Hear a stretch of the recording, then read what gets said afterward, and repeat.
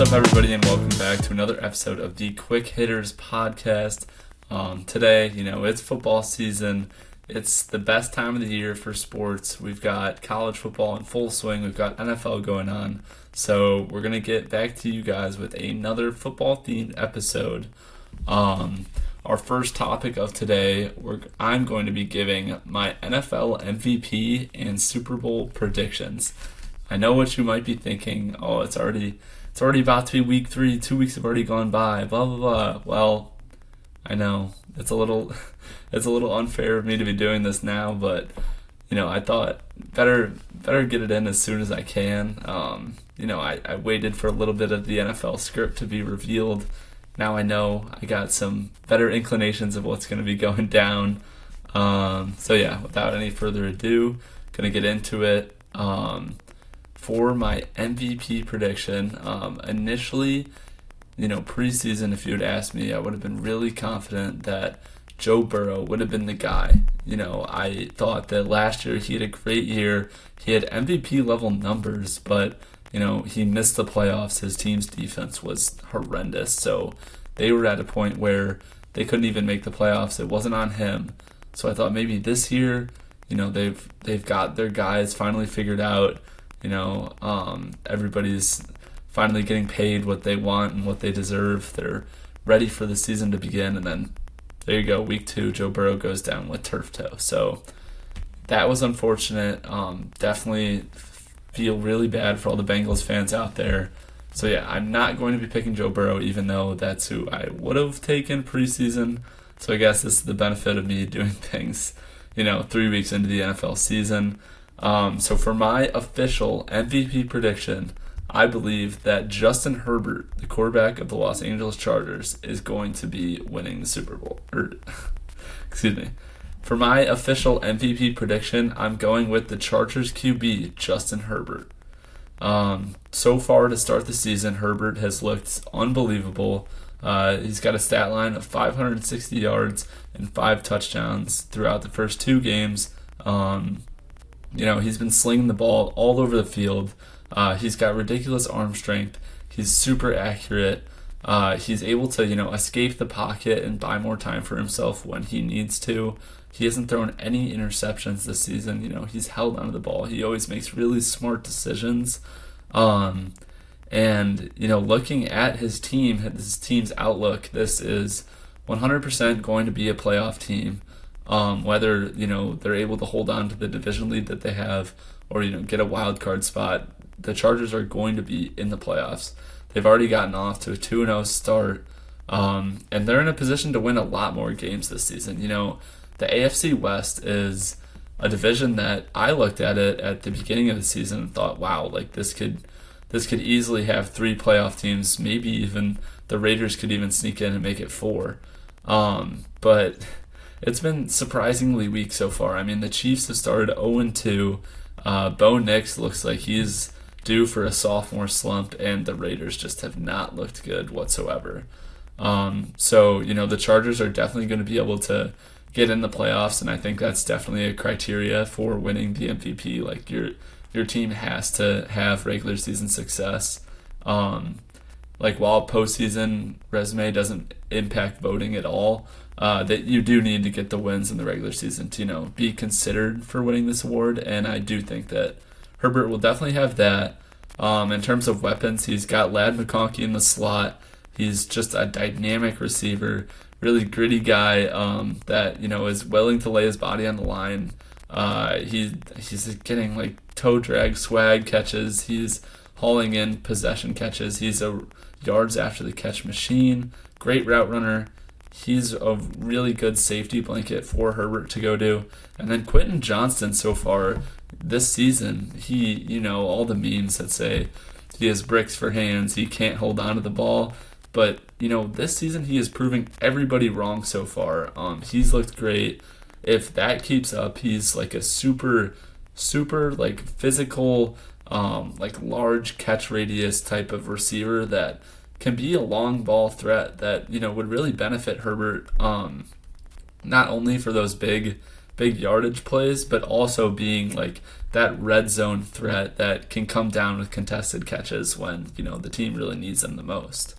And the kicker is that, John Harbaugh is a head coach that loves getting the run game going. He is a guy that, predicates his offense on getting a heavy dose of running the football in. And that's something that the Chargers haven't even been able to accomplish yet this season. They drafted Marion Hampton in the NFL draft, I believe the first round of last draft. And also picked up Najee Harris via free agency. So, expectations were pretty high for that running back room, and they definitely have not lived up to that yet. But I actually do think that is a positive thing going forward for Herbert. Herbert has looked great so far, and that's before, the run game really gets up and going. And once that run game gets going, the Chargers offense is going to look fantastic. It's going to open up things for Herbert all over the field. Defenses are going to have to, pick every play, like, are we going to run commit? Are we not going to? Which, is definitely going to make not only decision making, but just leading easier for Herbert, but also just leading to scoring drives. So I really do think that the sky is definitely the limit for Herbert, and he is 100% my pick for the NFL MVP award.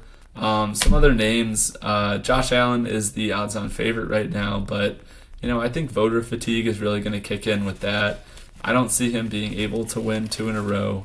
Lamar is always scary. He's one of probably the most talented quarterback, both running and passing, that we've ever seen. So that's always very scary. But I do think that Herbert's final numbers on the season are going to be better than Lamar's. And like I mentioned, the Chiefs are already 0-2. So in terms of the MVP discussion, I think that pretty much puts Mahomes out of the race, and I already mentioned Burrow, he's going to be out of the race. So I really do think that Justin Herbert is primed for not only a breakout season, but an MVP caliber season. Moving on, we're going to go to my official Super Bowl prediction. And if you know me, if you've been watching the show, you have heard me say time and time again, I love the Bears. Huge Bears fan, blah, blah, blah. The bitter rivalry that us Bears fans have with the Packers. So it pains me to do this, but my official Super Bowl prediction is going to be the Green Bay Packers. The Packers have looked fantastic to start the season. They're 2-0, have played 2 great games of football. They made a splash, a huge trade right before week 1, went out and got Micah Parsons, which if you're ever in the position where, you have your quarterback tied up to a long extension and you can go out and get a pass rusher like Micah Parsons, there is no reason why you should not do that. That was a great move by the Packers. Obviously, the defense has looked unbelievable throughout the start of the season. They really beat up on the Lions. The Lions were not able to get anything going. And then the following week, the Lions 50-pieced the Bears. So that is definitely an indication of just how talented and, dominant this Packers defense has looked. That defense is fast. The defense is explosive. And they have that game wrecker in Micah Parsons that, exactly what game record means. He's able to just completely disrupt everything for opposing QBs, opposing offensive linemen. He's there to get those big time sacks and tackles for loss that will totally dismantle an opposing team's drive. So obviously that is super important if you want to go out and contend for a Super Bowl. And it's especially important for the Packers because, in my opinion, I'm not overly confident in the fact that Jordan Love has the talent to be a Super Bowl caliber quarterback on his own. So having that caliber of a defense that, has looked dominant and is able to shut down even the most prolific offenses in the league, makes a huge, huge difference.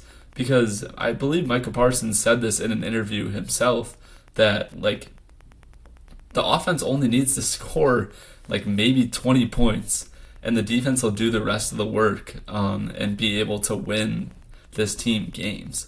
So really, I mean, what? That's 2 touchdowns and 2 field goals per game, 4 scoring drives throughout 4 quarters, and the defense is going to be able to lock up whoever they're going up against. I don't think that Love is quite on the level of these, obviously, like Mahomes, Burrow, Herbert, Allen, Lamar type guys that can go out and win you a playoff game. But there's no doubt in my mind that he's not good enough to keep them competitive when they have, one of the best defenses in the entire NFL. And, this offense, they have playmakers too. Like, they're not the healthiest group right now, but when you have a core of Aaron Jones, Matthew Golden, Christian Watson, Jaden Reed, Romeo Dobbs, when they're all fully healthy come playoff time, they're going to look ridiculous. It's going to be really hard for opposing defenses to, stop all those guys at the same time. And they have a head coach in Matt LaFleur who is going to be able to scheme these guys open. He calls a solid game, and Jordan Love, things are kept easy for him typically because the Packers are able to establish the run. They have these guys that can go out and, get yards after the catch. They have deep ball threats. They have security blankets. And I really do think that, while it may be because of how dominant their defense is, this offense is not bad. They've been really fun to watch throughout the first 2 weeks. And at times, Jordan Love misses throws, and it's unfortunate to see if you're a big fan of the Packers, but I wholeheartedly believe that this defense is good enough to get the Packers through the NFC and get them to winning a Super Bowl. So my prediction for the 2026 NFL Super Bowl is the Green Bay Packers. Moving on to our next topic of today, I'm going to be giving my predictions, so similar to what I just did. I'll be giving my predictions for the winner of the college football playoffs and the Heisman Trophy.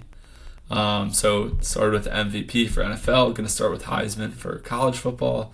I've got 2 picks, and the first one, I'm going to give you one that's more run-of-the-mill, that might be the more obvious pick, and that's John Mateer, the quarterback out of Oklahoma. This past offseason, Mateer was the number 1 recruit, out of his transfer class.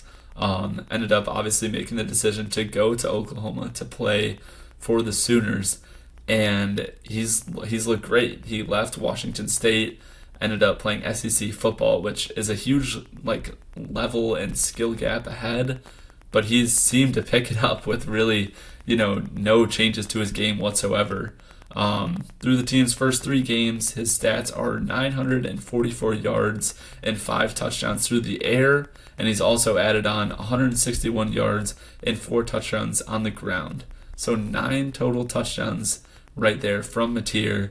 The highlight of their season so far is they ended up beating number 15 Michigan.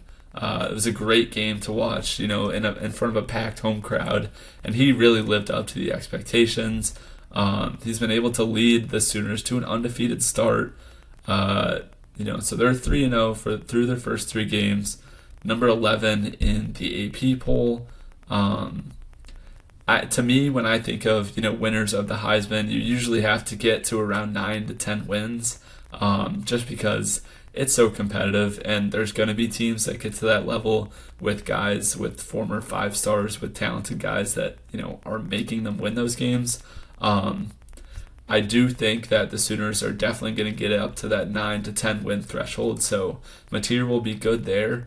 And then, if he keeps up these numbers, his stats will certainly follow. He will have, that full resume with not only the passing yards and touchdowns, he'll also, be a game changer on the ground when he's able to, whether it's a designed QB run or making things happen on a scramble. He's a huge difference maker there too as well. So I definitely think that John Mateer is a very safe bet to bring home the Heisman Trophy. He's going to have the team success and the stats to get there. So he is a very safe pick. The sneaky dark horse pick that I have to mention for bringing home the Heisman this year is Tommy Castellanos, the Florida State quarterback, transferred from Boston College. From game one, like I turned on my TV to Florida State versus Alabama, and I couldn't believe what I was watching. He is an absolutely electric quarterback, and oftentimes when you talk about football offenses, you talk about the offensive line, the quarterback, and then the weapons. What weapons does the quarterback or the offense have? And Castellanos isn't just the quarterback, he's a weapon himself. He has the ability and he has the speed, the agility, the football talent, the God-given talent to be a dynamic player. Running the football, he is faster than all the defensive linemen. He's shifty to get past like the second level of linebackers and whatnot. He is great. He's a great football player. He's looked fantastic throughout the team's first two games. Obviously, they had a bye week in week 3, so the stats aren't going to be quite on the same level as other guys, but as of right now, it's at 380 passing yards and 3 touchdowns, and then 85 rushing yards and 1 rushing touchdown throughout 2 games. So the highlight of his season, obviously week 1, it was a huge game. Florida State versus Alabama. Florida State came into the year unranked, and they were able to not just take down Alabama, they dominated Alabama. And, Castellanos was the driving factor in that, both rushing and passing. He looked like a college football version of Lamar. He looked really, really good. And I think the fact that, he's already, like, him and Florida State have been getting a lot of media attention. They went from being unranked at the start of the season. Now they're, I believe, the seventh best team in the country now. So not only are they getting attention for that, but he's a guy that's gonna get a lot of his highlight level plays circulating on the internet just because he's out there breaking ankles and taking long scrambles into the crib for touchdowns. So that'll hype up the excitement level around him being a Heisman candidate. The rest of Florida State's schedule is pretty manageable. Nothing too hard coming out of that ACC level of opponents. So his team should have the success as well. So if you're looking for a dark horse candidate to bring home the Heisman, take a long look at Tommy Castellanos, the Florida State quarterback. He has looked absolutely electric, and I wouldn't be too shocked if he's able to bring home, the coveted Heisman Award. Now to look at, my predictions for the college football playoff champions. For my prediction for, the winners of the college football playoff, I had to go chalky. I'm going with the number 1 best team in the country, the Ohio State Buckeyes, to run it back and get 2 straight national championships under the belt. This team, at the start of the preseason, they had a lot of doubters. They had haters saying that, their quarterback, Julian Sain, wasn't going to be able to get it done. Wasn't going to be able to, have this team as competitive as it was last season. I don't fully blame them. He hasn't been great, but they've still managed to, beat Texas, who was the number 1 team at the time, and, they took care of the rest of their, non-conference cupcake games. And yeah, he hasn't looked great. Sain has not looked great. But the thing is, he's only going to get better with time, with reps, with more games under his belt. He's just going to get better and better. So that is a super good, encouraging sign for the Buckeyes. I think that they definitely have the roster to go back-to-back and win the title. They certainly have the defensive talent to go back-to-back and win the college football title. The Ohio State defense has been really impressive so far. They made the preseason Heisman favorite in Arch Manning look like he was seeing ghosts out there week one. They held the Texas offense to only 7 points. They have looked great. Obviously, it's Ohio State. They've got 5 stars all over the place making plays. But they look like they're completely capable of shutting down any offense in the country. And not to mention, Jeremiah Smith has seemingly fully gotten back to his peak form, that where people were saying that this was his season where he was going to jump out of Emeka Egbuka's shadow and really prove that he can be a wide receiver one type of guy and beat facing countless double teams week in week out. He didn't have the best game week one against Texas, but now he's had 3 touchdowns in his past 2 games. One of them was like an 85-yarder in their week 2 matchup. It was sweet. It was all over SportsCenter and ESPN. So while it is a little bit chalky, the Ohio State Buckeyes are my pick to win the national championship. And last but not least, we're going to go through our classic every episode segment, the Unsung Hero. So for this week's Unsung Hero segment, people don't talk enough about JJ Redick's NBA career. Obviously, he was a demon in college at Duke. He's the coach of the Lakers now, so he gets a ton of media attention for that. But people forget that he was a 15-year pro, played 15 seasons in the NBA. Started his career was a first-round pick for the Magic. People might remember him from being on those Lob City Clippers teams. Had a pretty good few seasons with the 76ers as well. But he averaged like 12.8 points per game over his entire career, which is more than I expected even when I went into wanting to make this segment all about him. And of those 12.8 points, I would bet that at least half were from three-point land. He obviously was an absolute sniper throughout all of his NBA career. He had over 1,000 made three-pointers, in those 15 years as a pro. He shot 41.5% from 3 during his entire career, but his career best in a season was 47.5% from three-point land. Super impressive numbers. The guy is obviously a sniper. When you think of three-point shooting, for me at least, that's always one of the names that comes to mind. While he wasn't, one of those star guys, he was always someone that opposing NBA defenses would still have to scout out and write down in their scouting reports.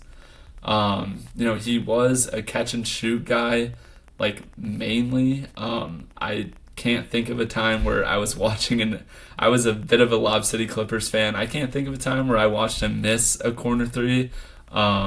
They would scheme up plays for him, even when he was on the Sixers towards the tail end of his career, just to get those quick catch and pop threes, and he was automatic for those. But I do think he also could sneakily make shots off the dribble, which doesn't, get talked about a ton. So shout out to this week's Unsung Hero, JJ Redick. Very underappreciated NBA career. And that's going to do it for this episode of the Quick Hitters podcast. Bit of a short one today, but wanted to get out a good college football and NFL predictions episode for you guys. And I will be back with more episodes in the next couple of weeks. I appreciate all of you guys for watching. Thank you for tuning in, and I will catch you next time.